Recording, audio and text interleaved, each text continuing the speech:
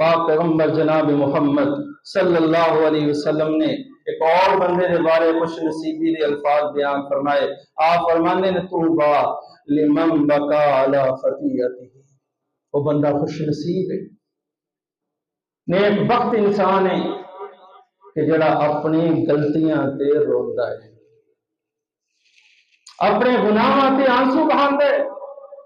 اور کوئی غلطی ہوئی، کوئی قصور ہویا، کوئی گناہ ہویا، بیٹھ گیا ندامت اندر آنسو بہاندا ہے. واما من خاف مقام ربہ جنتان، جڑا بندہ اللہ دے خوف تو روندا ہے، دل اندر خوف الہی ہے کہ گناہاں نال میں قیامت دے دن اللہ کے سامنے کس طرح کھڑا ہوواں گا. فرمایا اس بندے واسطے اللہ نے دو جنتاں تیار کی.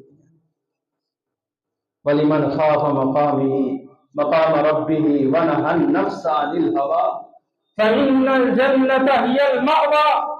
جڑا بندہ اپنے نفس دی خواہشات کو روک لیندا ہے اور اپنے رب کو ڈردا ہے، فرمایا اللہ نے اس واسطے جنت المأویٰ تیار کی. رسول اللہ صلی اللہ علیہ وسلم فرماندے نے لن یلج النار رجلا بقا من خشیت اللہ، وہ بندہ کبھی جہنم اندر نہیں جائے گا، قیامت والے دن آگ کے اندر نہیں جائے گا. لمن خشی من بقا من خشیت اللہ، جڑا اللہ کی خشیت کی وجہ تو رو پیندا ہے، اللہ کے ڈر کی وجہ تو رو پیندا ہے کہ قیامت میں میرا کی بنے گا. فرمایا اللہ کی خشیت کی وجہ تو بہائے ہوئے دو چار آنسو جہنم کی اگ نو بجھا دیتے.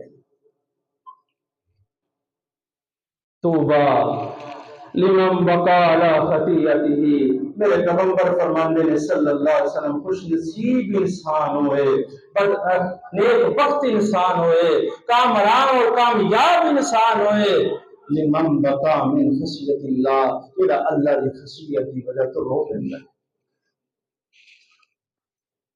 طوبی لمن بقا علی خطیئتہ.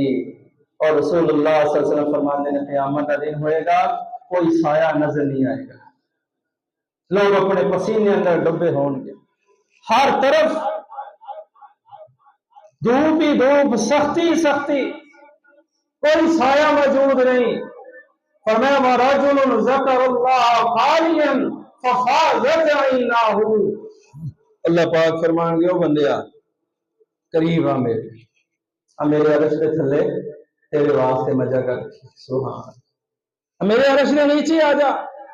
جس عرش سے پروردگار عالم بیٹھا ہے او اللہ رب العزتی شان اور عظمت اور مقام کس قدر بلند ہے.